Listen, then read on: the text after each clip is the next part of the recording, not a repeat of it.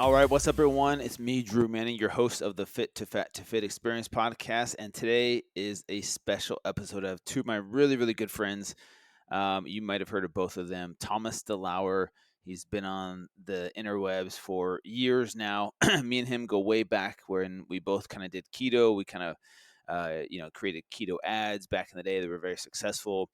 And he's ended up becoming a really, really good friend of mine. And so he's going to be on the podcast today. And then another special guest is Bill Maeda from Oahu. You might have been seeing his Instagram videos and reels that just show a 55-year-old dude that's ripped and jacked and shredded. Joe Rogan's talked about him on his podcast. You might see him lifting up weights with a towel in his teeth. And that's no joke. Both these guys are beasts, and I'm really excited to introduce you to both of them because the reason I am is because the three of us have joined forces to create something called the Mind Altering Fitness Experience. And this fitness experience is coming here to the Big Island of Hawaii, here in Kailua-Kona, on Saturday, March 1st, from 9 a.m. to 12 p.m. at the Vahi, which is a awesome gym here on the Big Island.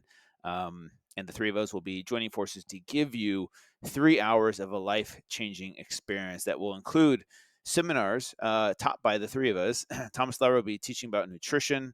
And if you know anything about him, he knows his stuff when it comes to nutrition. Bill Maeda will be putting us through a killer workout.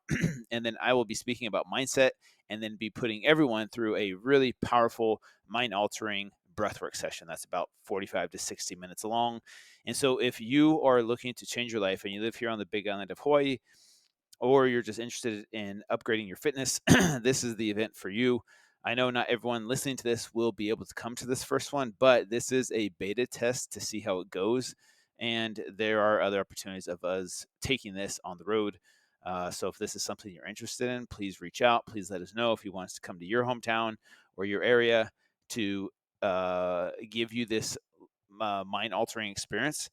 Let us know in the comments. But I'm really excited. It'll be Saturday, March 1st. There's a link in the show notes to sign up. We're limiting it to 20 people. So the first 20 people that sign up will get access to this event. And basically, this podcast episode dives a little bit deeper into the philosophies of nutrition and movement and breath work and mindset and all the things that are important for a healthier physical life and mental life. And so I'm really excited to introduce you guys to Bill and Thomas. So let's get into it. All right, Thomas, Bill, welcome to the show. How are you guys doing today? Doing good, Drew. Thanks for having me. Good, man. I'm freezing in Tahoe. It's cold. me and Bill are sweating out here trying to stay cool in Hawaii. Yeah, man. Take this off. You gotta come out here and visit us soon, man. Oh, well, actually, that's what this podcast is about. So, Yeah, no, but seriously, appreciate you guys jumping on here, jumping on the podcast. Just to give everyone that's listening a heads up, we are talking about something that will be happening here on the Big Island of Hawaii, here in Kailua-Kona, Saturday, March 1st. Details to follow, so stick around to the end of the podcast. We'll let you guys know what we have planned for you. But I'm super stoked. And so what I want to do first is, Thomas, I'll start out with you. A lot of my audience probably knows about you. You and I go way back into the Facebook ad keto days where, your ads would just, explode on Facebook. But I would love for you to kind of introduce yourself and specifically talk about nutrition.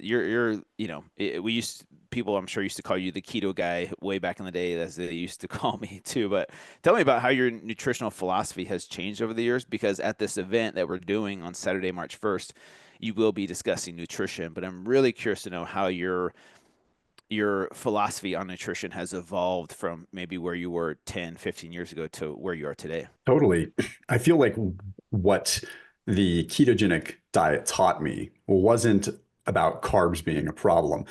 What it taught me, and sort of the cut through of everything that I've learned and continued to evolve, is sort of that you almost always want to be giving yourself a little bit of a taste of a deficit, a little bit of a taste of stress here and there, nutritionally, with periodic bouts of a surplus, right? That sounds very generic and very basic, but I think a lot of us don't really view it like that, right? What I learned from a decade of following a ketogenic protocol was really just where the magic was with that, And despite what some people will say, it really was a lot of magic to it. Like, really do feel amazing, felt unreal cognitively. But what was happening was just creating this deficit via the elimination of carbohydrates, right? It's the same kind of thing that's happening inside your body if you are in an extreme deficit or if you are fasting. And the reason that I say that is because what I learned out of that is that it's always about giving your body a reason to adapt. So, with that comes a lot of periodic bouts of caloric restriction, maybe more fasting, maybe more just controlled bouts of caloric restriction, followed by surpluses. What I mean by that, really, in a general sense, that everyone can kind of take away, like, how has my philosophy changed? Some people will look at what I've said and say online, they say, okay, well, Thomas has like loosened his stance. If anything, I've actually made it more strict in a weird way, because with a lot more power comes a lot more responsibility, right? And what I mean by that is as you start to allow other foods in, you allow carbohydrates in, you allow these certain things in, you have to maintain a certain level of control. You have to be able to abstain from the things that would be easy to overdo, right? And I go back to the ketogenic days and how easy it was to just eliminate one variable. Could eliminate carbohydrates. And it was really that simple. The rest would kind of fall into place. You would naturally eat less. You would naturally get adequate protein in, and you would naturally be keeping insulin levels low. But it came with a couple of things that were problematic. For one, performance wasn't always where I wanted it to be. There were a lot of days where it was just hard to maintain a homeostasis. But what's happened as I've introduced more fruit, as I've introduced more just carbohydrates into my diet in general, is as long as I can keep my finger on the pulse of like where I am from a deficit standpoint and where I am from a time restricted feeding standpoint, I get all those same benefits that I got with the ketogenic diet with the added benefit of a little more control over my performance and my workouts. And it's not to bag on the ketogenic diet, but where I've come full circle is really understanding how important these periods of time are that you abstain from food, as well as being able to recover as maximally as you can. So if I look at the ketogenic diet, where I was lacking was this ability to recover. It was always sort of this same thing, this flat line, same sort of amount of calories, same amount of macronutrients, with no impetus to actually recover. And where I see that there is a reason to have an occasional insulin spike is to stimulate recovery. But if we look at it at the whole, like what is the net amount of calories you're taking in or the net amount of insulin that you're spiking, like big picture over the course of a week, right? I'm trying to look at it more like that. So if my insulin levels were relatively low on a ketogenic diet for flatlining for a week, but then I took a period of time now where I say, okay, I'm going to have a spike in insulin by having some carbohydrates coming into my body. I am intellectually aware, but also physically aware of how much I need to bring that insulin level down to compensate for that, so that at the end of the week, I'm still at a net low insulin level or a net low blood sugar level. So you can see how it could be more complicated in some ways, but you start to become a lot more in tune with yourself intuitively. And you start to realize, okay, I've had this surplus. Where do I have my deficit? Okay, I've had my carbohydrates. Where do I have my carbohydrate deficit to balance this out so that by the time next Sunday rolls around, I'm in a spot where my insulin levels averaging over the course of a week are about the same that they would have averaged if I was following a ketogenic diet. They're just happening in these spurts that are aligned with my recovery or aligned with when I want to be in more of a deficit to stay lean. So it's allowed me to build more muscle, lose more fat at the same time, and just sort of do these miniature bulks and cuts within the week rather than just looking at it from this one, wide angle lens all the time. Yeah, no, that makes perfect sense. So the way you're looking at it is kind of, a week by week instead of just day by day. Is there structure to the week? Like, cutting, bulking, surplus deficit. Is it similar to carb cycling, or is it just kind of like, hey, at the end of the week, as long as the net is this, then you're good? Yeah, I would say that there is a little bit of both. Mm-hmm. Having a net at the end of the week is really important, but I'm trying not to overanalyze it so much. I mean, I'm Yeah. very guilty of doing that. But what I've found is that by periodically having bursts either direction, because we tend to think, okay, I'm either in a bulking phase or I'm in a cutting phase. And what the scientific literature has shown us, as well as just my own anecdotal experience, is that we really can build muscle in a deficit quite easily. That's not an issue. As long as the stimulus is there and the protein's there, it's quite easy to make, build muscle in a deficit. But we've also kind of learned that we tend to always put ourselves in this either bulk or cut mindset, and we can take that Mhm. and shrink it down. We could shrink it down day to day if we wanted to. We could have a Yeah. bulking day and a cutting day. The body, it doesn't magically reset at midnight every night. Like it doesn't, you know what I mean? It doesn't like the clock doesn't go back, the calorie count doesn't go back to zero magically because it's 12:01. Yeah. So I look at it from this perspective of it's almost an unpopular opinion in today's way of looking at nutrition because you do have to have your finger on the pulse of like a natural energy balance. And sometimes that means, oh, I ate a lot yesterday. I should probably eat less today.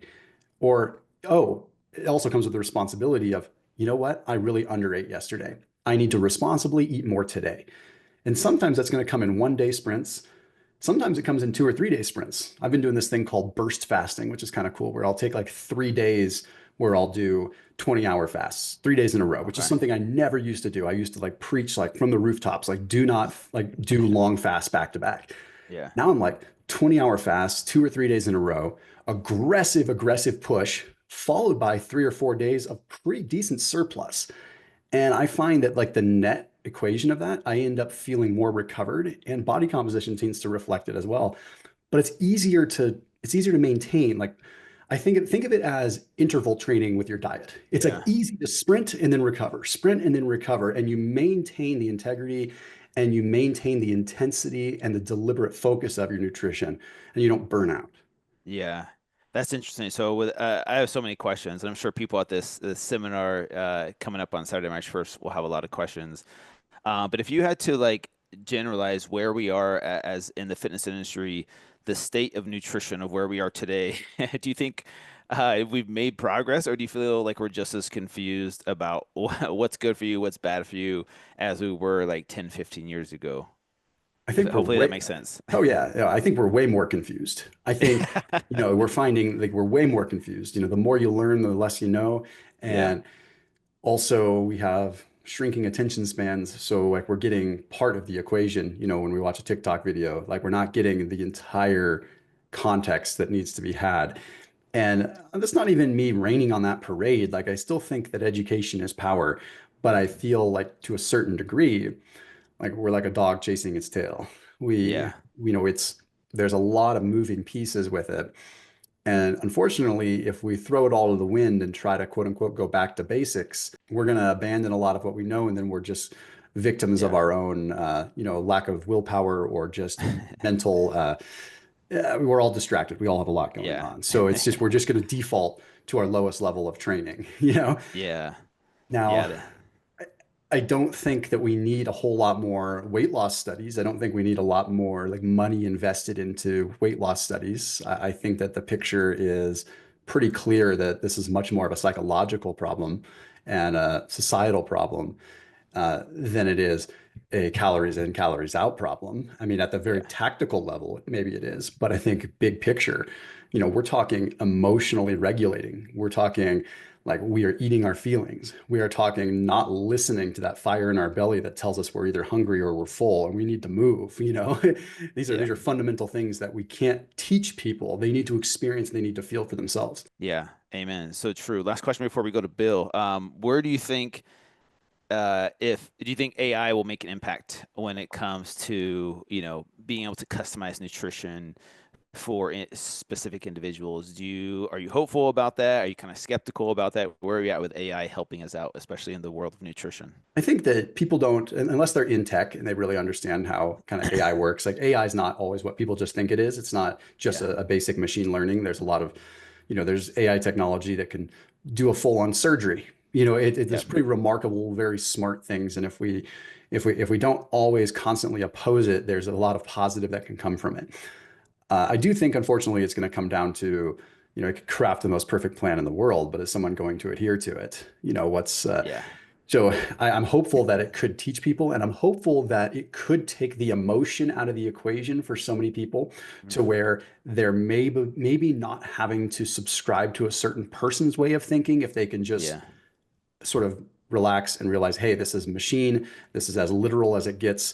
brass tacks, no emotion or dogmatic behavior factored into it, it Yeah. might allow some people that are skeptical to say, hey, I'm going to trust what AI has to say for me when it comes to nutrition, as long Yeah. as they can stick to it. That's true, man. I'm very curious to see where it goes. So I appreciate your answering, and I know you'll go deeper into the topic of nutrition on our at our seminar on Saturday, March 1st. Yeah. Um, Sorry if I may cut Bill, in, go Drew. ahead, You man. know Go what ahead. I was Thomas just about just to get said? to you. What Thomas just said, man, I was just like writing on every word, because he obviously described it in a much more eloquent way. That's kind of like, well, we joke about my AK-47 diet. It's not what Thomas actually described there was kind of, I guess, what I've been trying to do or doing kind of intuitively, like, yeah, just like just now, I ate like half a cup of corn grits, with some butter but that's knowing that, but it's weird. Now that Yeah. was my carbs. I wanted that this morning. Some days I start with just steak Yeah. only, and what today I wanted grits, and then now that I got that, I know that going into the rest of this day, I probably won't have much more carbohydrates at all, and dinner will Yeah. probably just be low carb. Yeah, but right now I Yeah. wanted a lot of carbs, and that's what I did. So I'm liking Uh, what uh, Thomas said. yeah. I I'm just curious. want to I'm learn curious. more from him how to like refine my process, because Yeah. Well, then like maybe you it should that might, attend our because seminar. that's another thing I wanted to talk about. I'm sorry to just kind of butt in, but No, I go ahead, wanted to man. kind of, there's a few things I want to, and I'm going to ask the listeners to actually send us their questions on, yeah, what do you guys want to see? But one of the things I did kind of want to go into was, like how I'm adapting to kind of a lot of new things as an older athlete, and some of the things that I've been a lot of my clients tend to be around my age or even older. So, kind of going into the various practices that I've learned since having cancer 13 years ago, and kind of want to go into a lot of the methodologies that I've or the ways, kind of the difference between what I used to think and versus Yeah. some of the things I've learned now about breathing, like what I did with you and Thomas, what I was doing prior to that, just when I was sick with chemo and things, and spent many months in bed, and all I could do, to manage the breathing, I mean the anxiety and the nausea, the sickness, was just whatever crude breathing methodology I had at the time. But and then I started to tie that into my workouts. When I first came out of my chemotherapy treatments, I was 210 pounds. I looked kind of, it's like a bigger version of what you guys see now on my Okay. socials. I looked really big and strong, but I had no core. I couldn't do a sit up. Oh, wow. I couldn't do a leg raise without pain. So, yeah. So, and that's where I started to really develop my rotational core and my obsession with the obliques and the core, because prior to, it sounds funny, but I was kind of a little arrogant as a younger trainer. Like Hmm. if something was trending, like back in the early 2000s, all the functional work, everything was functional and Yeah. core, and everyone's standing on giant rubber balls, and I Hmm. was too. But Yeah. I kind of became one of those, like, I don't know. This sounds really stupid, but I was like, I don't need to do any of that core training bullshit. Fuck everything. My core, everything I do, it's built in.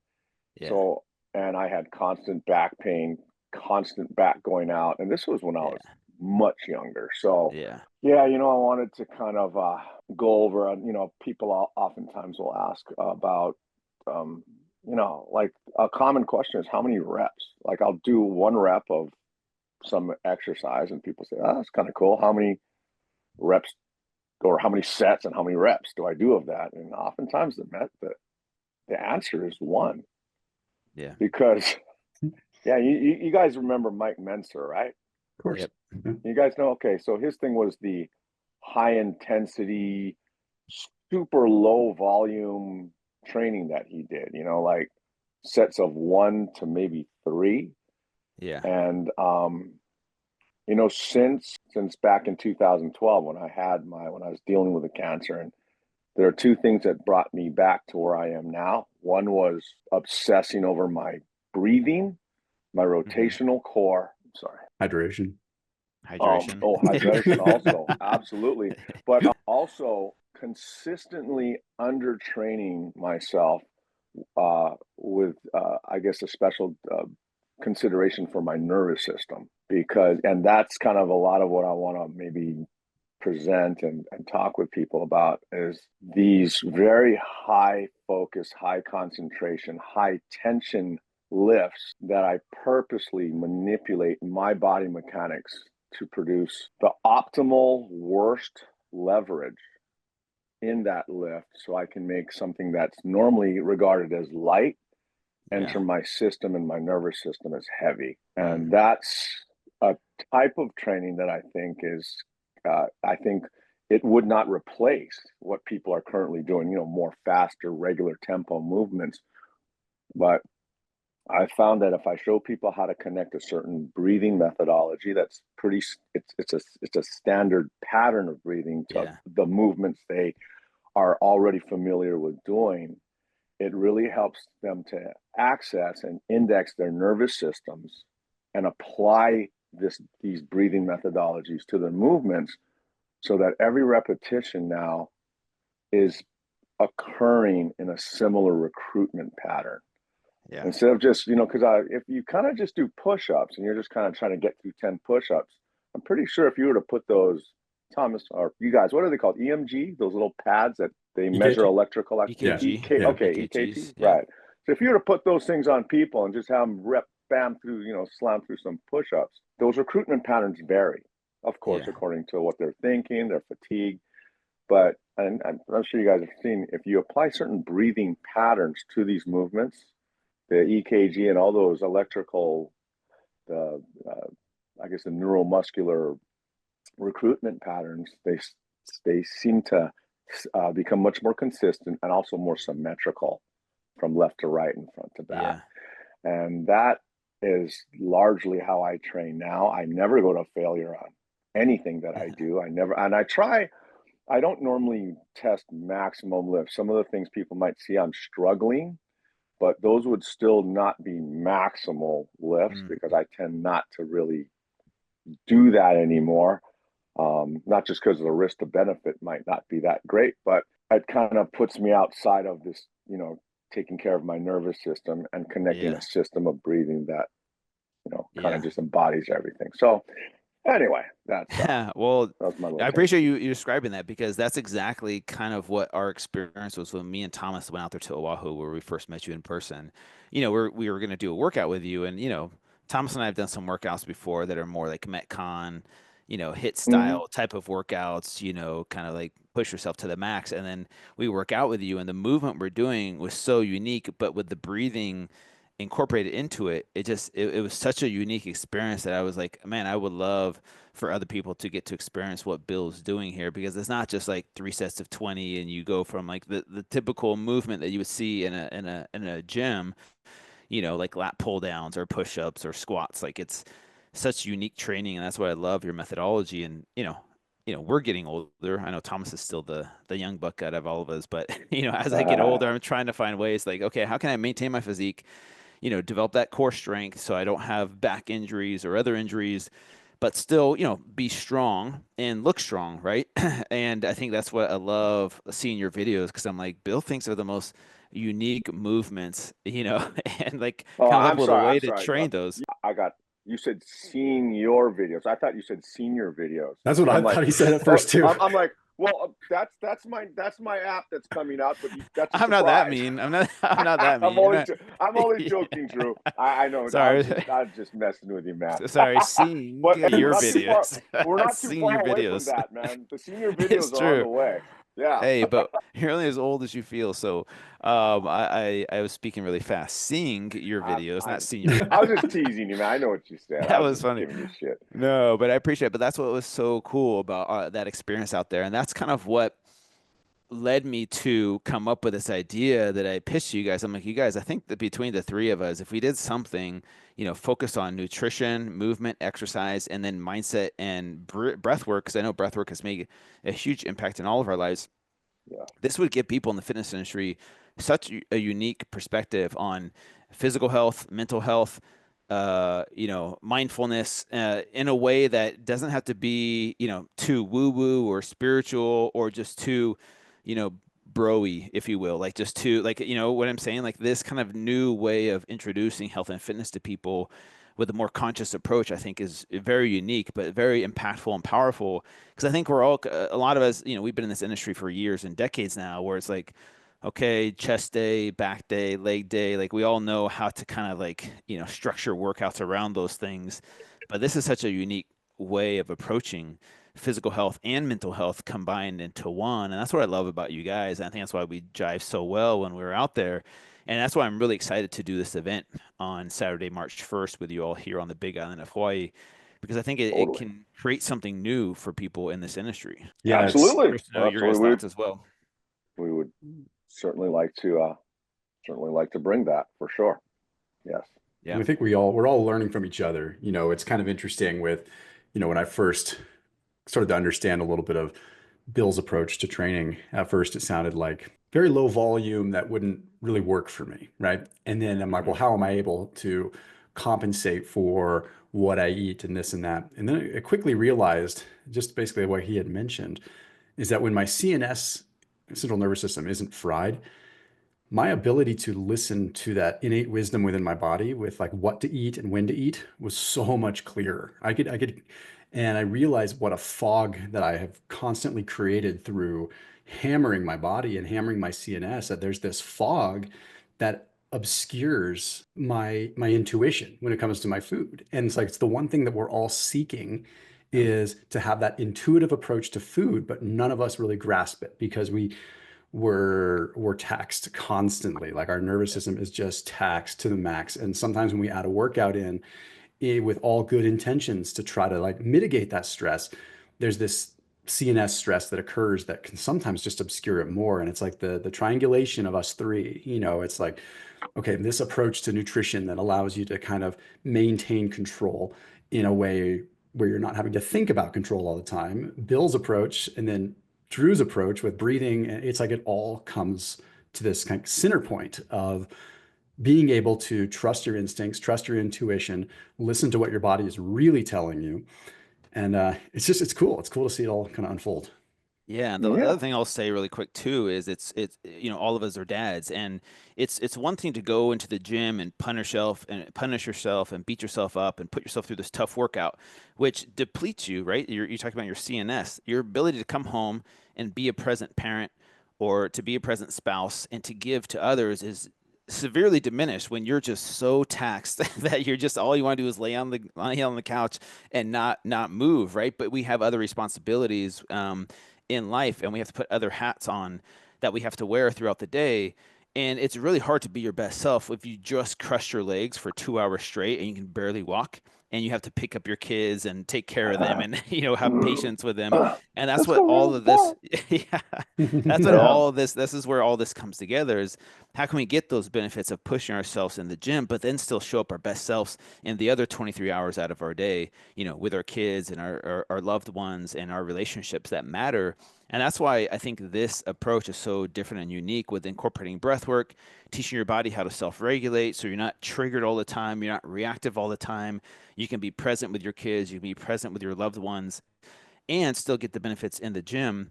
And I think that's kind of like the approach that I think most humans out there that aren't just, single dudes that only live in the gym and just want to be as ripped as possible. That's cool.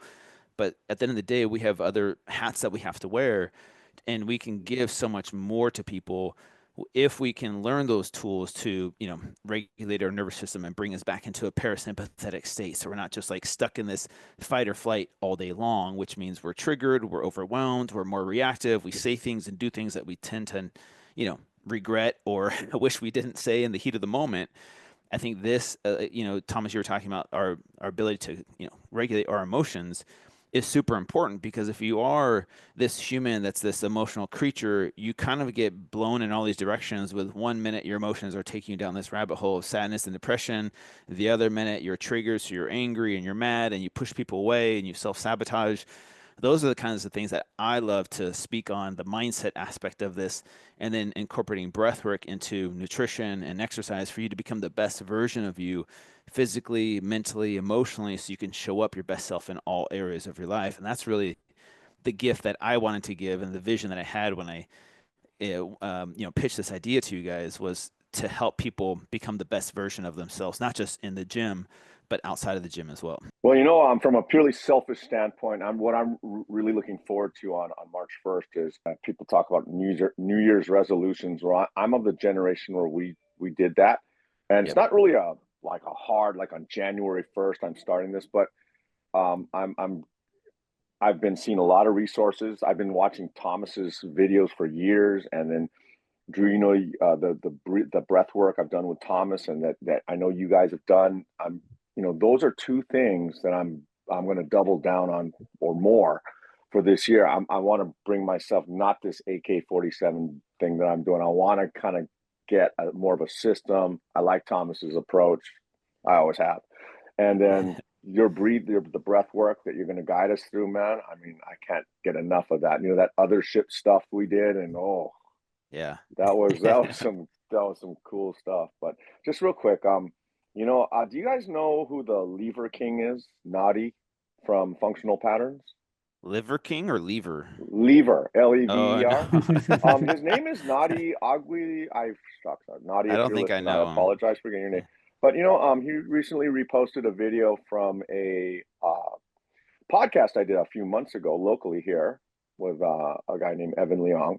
Mm-hmm. And so Evan's podcast posted a video where I'm discussing how, over the last 4 years, I did it last year. So I started my whole social media thing in 2020 during the pandemic, and it was just a goof. It was just for fun for my clients, and it kind of grew to what it is now. And Yeah. but on that podcast, I told Evan, and he edited it up and he posted that video, and it's been reposted by Naughty, and Naughty's kind of got a big following, and a few other guys have, and some of them are kind of like they're leveraging it in a way that I think is cool. They're saying, look at this guy. He got all caught up on social media, because I said I got all caught up in the social media thing. That kind of started to drift from the original reason why I was going out in my little front yard there and doing my thing. It started becoming a social media thing.